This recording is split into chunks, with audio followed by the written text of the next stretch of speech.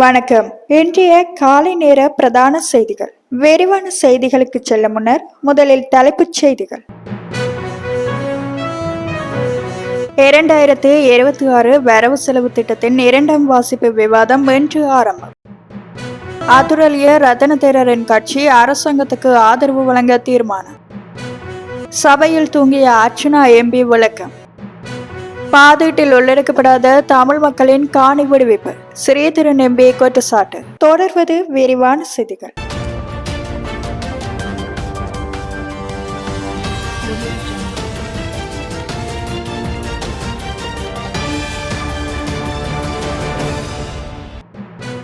இரண்டாயிரத்து 26ஆம் ஆண்டுக்கான அரசாங்கத்தின் வரவு செலவு திட்டத்தின் 2ஆம் வாசிப்பு மீதான விவாதம் இன்று முதல் ஆரம்பமாகின்றது. வரவு செலவு திட்டத்தின் 2ஆம் வாசிப்பு மீதான வாக்கெடுப்பு நவம்பர் 14ஆம் தேதி வெள்ளிக்கிழமை மாலை 6 மணிக்கு நடாத்த திட்டமிடப்பட்டுள்ளதாக பாராளுமன்ற தொடர்பாடல் திணைக்களம் தெரிவித்துள்ளது. வரவு செலவு திட்டத்தின் 3ஆம் வாசிப்பு அல்லது குழுநிலை விவாதம் நவம்பர் மாதம் 15ஆம் தேதி முதல் 17 நாட்களுக்கு இடம்பெற்றதன் பின்னர் இறுதி வாக்கெடுப்பு டிசம்பர் மாதம் 5ஆம் தேதி மாலை 6 மணிக்கு நடைபெறும். வரவு செலவு திட்ட காலப்பகுதியில் அரசாங்க விடுமுறை நாட்கள் மற்றும் ஞாயிற்றுக்கிழமைகள் தவிர்த்து ஒவ்வொரு நாளும் விவாதம் நடைபெறும் என்றும் பாராளுமன்ற தொடர்பாடல் திணைக்களம் மேலும் தெரிவித்தது. 2026ஆம் ஆண்டுக்கான வரவு செலவு திட்டத்தை ஜனாதிபதி அனுரகுமார திசாநாயக்க நேற்று மாலை நாடாளுமன்றத்தில் சமர்ப்பித்தார். ஜனாதிபதி நேற்று 4 மணித்தியாலங்களுக்கு மேல் வரவு செலவு திட்ட முன்மொழிவுகளை சமர்ப்பித்திருந்தமை குறிப்பிடத்தக்கது. முன்னாள் நாடாளுமன்ற உறுப்பினர் அதுரலிய ரத்தன தேரர் அங்கம் வகிக்கும் அபே ஜனபல கட்சி தற்போதைய அரசாங்கத்துக்கு ஆதரவு வழங்க தீர்மானித்துள்ளதாக அந்த கட்சியின் பொதுச் செயலாளர் சிந்தக வேரகோன் அறிவித்துள்ளார். அந்த கட்சியின் உயர்பீடம் தேசிய மக்கள் சக்தி தலைமையிலான தற்போதைய அரசாங்கத்துக்கு தமது முழுமையான ஒத்துழைப்பை வழங்க தீர்மானித்துள்ளதாக அவர் குறிப்பிட்டுள்ளார். அத்துடன் எதிர்காலத்தில் நடைபெறும் தேர்தல்களில் தமது கட்சியின் ஆதரவை தேசிய மக்கள் சக்திக்கு வழங்கவும் தீர்மானிக்கப்பட்டுள்ளதாக அவர் தெரிவித்துள்ளார். ஜனாதிபதி நாட்டு மக்களுக்காக முன்னெடுக்கும் தேசிய நிகழ்ச்சி திட்டங்களை நடைமுறைப்படுத்துவதற்கு தேவையான ஆலோசனைகளை வழங்குவதற்கும் அபே ஜனபல கட்சி எதிர்பார்ப்பதாக அறிவிக்கப்பட்டுள்ளது. தற்போதைய அரசாங்கத்தால் முன்னெடுக்கப்படும் பெரும்பாலான தேசிய பணிகளை அபே ஜனபல கட்சி பாராட்டியுள்ளது. ஒரு பாயும் தலையணையும் இருந்தால் நேற்று நிமிர்ந்து படுத்திருப்பேன் என யாழ் மாவட்ட நாடாளுமன்ற உறுப்பினர் ராமநாதன் அர்ச்சுனா தெரிவித்துள்ளார். ஜனாதிபதி 2026ஆம் ஆண்டுக்கான பாதீட்டு திட்டத்தை நாடாளுமன்றத்தில் சமர்ப்பித்து உரையாற்றிய சந்தர்ப்பத்தில் ராமநாதன் அர்ச்சுனா உறங்கிக் கொண்டிருக்கும் காணொலியொன்று தற்போது வெளியாகி பேசுபொருளாகியுள்ளது. இந்த விடயம் தொடர்பில் அவர் தனது பேஸ்புக் பக்கத்தில் வெளியிட்டுள்ள பதிவு ஒன்றிலேயே மேற்கண்டவாறு குறிப்பிட்டுள்ளார். அவர் மேலும் விளக்கமளிக்கையில், இந்த தடவை வடக்கு மாகாணத்துக்கு பிச்சை இல்லை. ஜனாதிபதியின் பேச்சு புத்தகமாக தரப்பட்டிருக்கின்றது.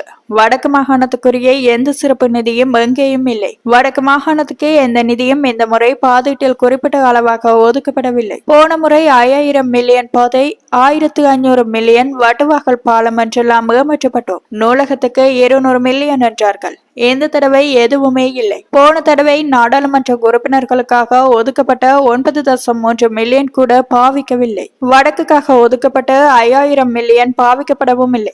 திருப்பி அனுப்பி வைத்திருக்கின்றார்கள். திருப்பி கிடைக்க போவதும் இல்லை.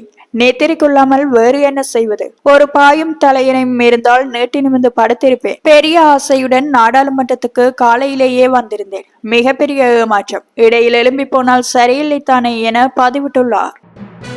தமிழ் மக்களின் காணி விடுவிப்பு, அரசியல் கைதிகள் விடுதலை என எந்த ஒரு விடயமும் 2026ஆம் ஆண்டுக்கான வரவு செலவு திட்டத்தில் உள்ளெடுக்கப்படவில்லை என இலங்கை தமிழரசு கட்சியின் நாடாளுமன்ற உறுப்பினர் எஸ். ஸ்ரீதரன் தெரிவித்துள்ளார். அத்துடன் 2026ஆம் ஆண்டுக்கான வரவு செலவு திட்டம் வருடாந்தம் சடங்கு மாத்திரமே எனவும் அவர் மேலும் சுட்டிக்காட்டினார். நாடாளுமன்றத்தில் நேற்று நடைபெற்ற 2026ஆம் ஆண்டுக்கான வரவு செலவு திட்டம் தொடர்பில் ஊடகங்களுக்கு கருத்து தெரிவிக்கையிலேயே எவ்வாறு குறிப்பிட்டார்.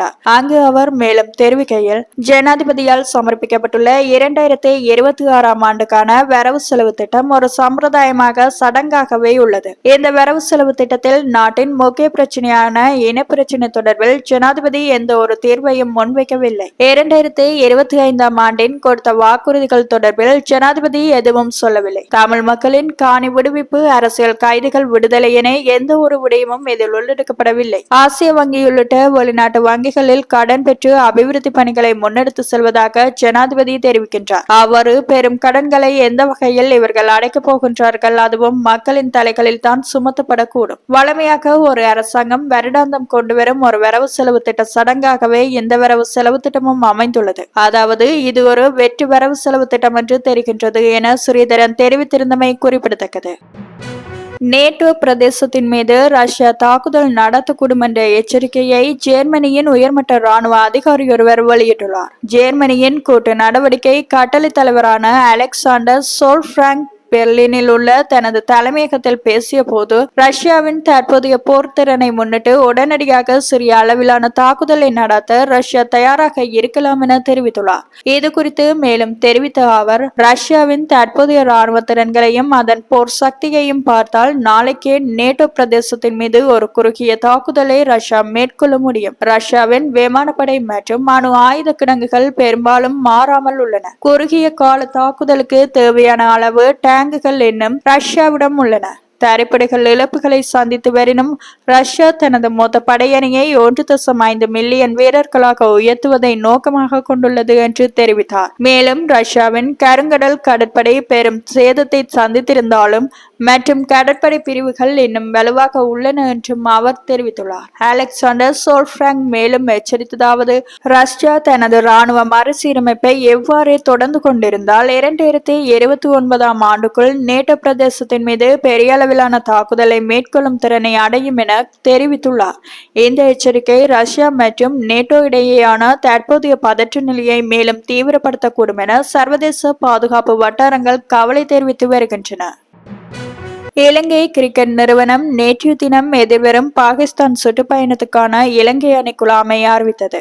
இந்த தொடரில் 3 போட்டிகள் கொண்ட ஒருநாள் தொடர் மற்றும் சிம்பாப்வேயும் பங்கேற்கும் ஒரு T20 முத்தரப்பு தொடர் ஆகியவை அடங்கும். இறுதியாக இலங்கை அணி பாகிஸ்தானை ஆசிய கிண்ணத்தின் சூப்பர் 4 சுற்றில் எதிர்கொண்டது. அந்த போட்டியில் இலங்கையை வீழ்த்திய பாகிஸ்தான் இறுதிப் போட்டிக்கு முன்னேறியது. இதற்கிடையில் பாகிஸ்தான் அணி இந்த தொடருக்கு முன்னதாக தென்னாப்பிரிக்காவுடன் 2 டெஸ்ட் மற்றும் 3 T20 போட்டிகளில் விளையாடியது. இதனைத் தொடர்ந்து தென்னாப்பிரிக்காவுக்கு எதிரான ஒருநாள் தொடர் தற்போது 1-1 என்ற சமநிலையில் உள்ளது. இலங்கை அணிக்காக இருவடிவ போட்டிகளுக்கும் சரித் அசலங்க தலைவராக நியமிக்கப்பட்டுள்ளார். ஒருநாள் குழாமில் ஏற்பட்ட பெரிய மாற்றத்தின்படி முதலில் பெயரிடப்பட்டு முழங்கால் காயம் காரணமாக விலகிய தில்ஷான் மதுசங்கவுக்கு பதிலாக ஈஷான் மாலிங்க சேர்க்கப்பட்டுள்ளார். இதற்கிடையில் மதிச பத்திரன மேல் சுவாச குழாய் தொற்று நோயில் இருந்து மீண்டு வருவதால் அவர் சுற்றுப்பயணத்தில் இருந்து விலகியுள்ளார். அவருக்கு பதிலாக அசித பெர்னாண்டோ சேர்க்கப்பட்டுள்ளார் என